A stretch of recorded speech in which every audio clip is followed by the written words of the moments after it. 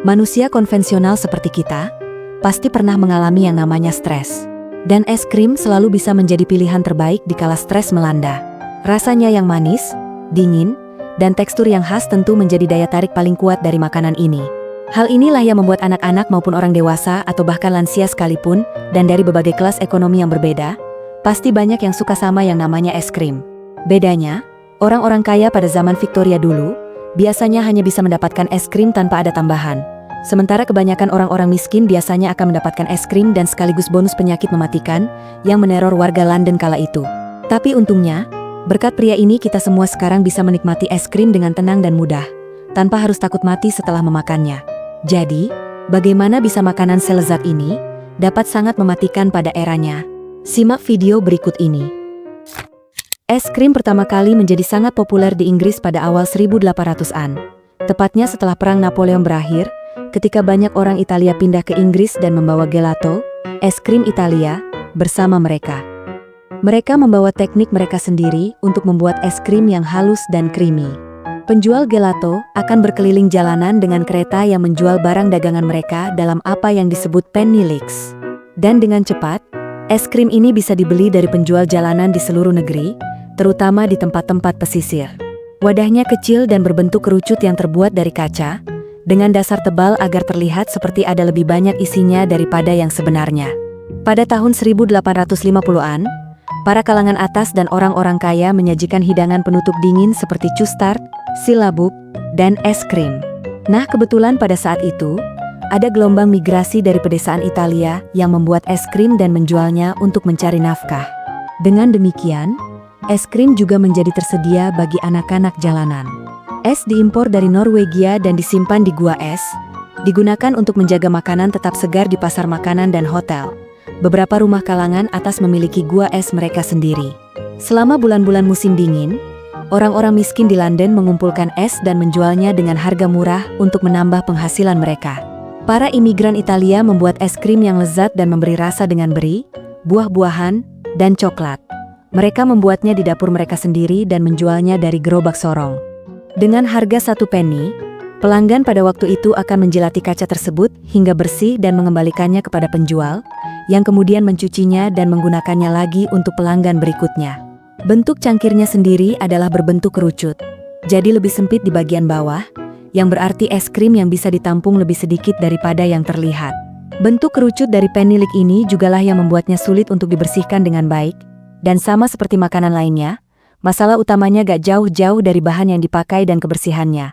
Nah, ini tuh yang dulu jadi problem, karena para pembeli, baik anak-anak maupun orang dewasa, akan menjilat es krim langsung dari gelas tersebut.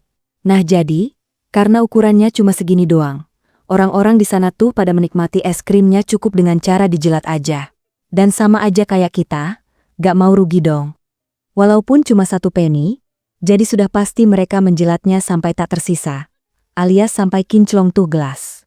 Dan gelas yang baru saja digunakan, itu akan digunakan kembali untuk pelanggan selanjutnya. Nah, di sini masalahnya, kebanyakan dari gelas-gelas itu gak dicuci dengan bersih atau bahkan sama sekali tidak dicuci.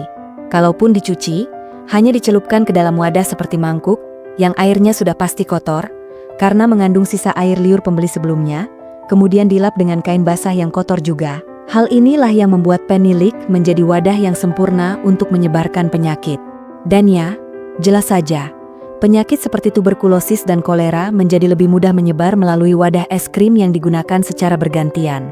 Di London, air bersih sulit ditemukan pada saat itu, jadi para pedagang sering mencuci gelas-gelas mereka dengan air dari Sungai Thames yang terkenal tercemar.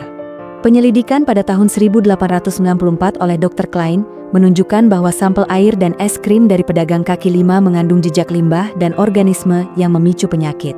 Karena sungai ini memang menjadi tempat pembuangan limbah manusia dan kotoran kuda.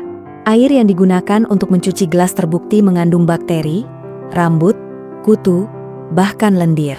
Tak heran, penny leaks menjadi penyebab penyebaran kolera, tuberkulosis, tifus, demam skarlet, hingga cacar. Hal ini mendorong perdebatan di parlemen mengenai bahaya es krim dalam menyebarkan penyakit seperti kolera dan tuberkulosis. Dan karena bau sungai Thames begitu buruk, akhirnya pada tahun 1858, Parlemen Inggris yang berlokasi di tepi sungai harus ditutup sementara. Dan akhirnya, pada tahun 1898, pemerintah melarang penggunaan penny leaks.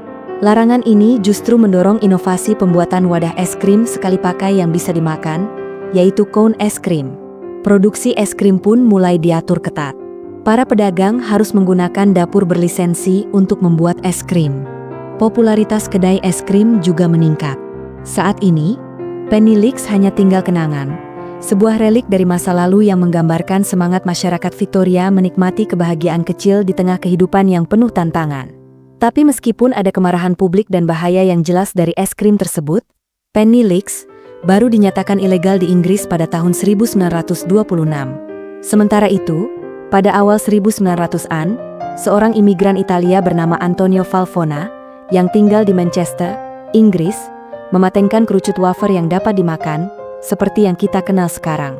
Dia kemudian bekerja sama dengan imigran Italia lainnya yang tinggal di New York City. Bersama-sama, mereka menciptakan Crispo, yaitu kerucut wafer yang dapat dimakan untuk menjual es krim.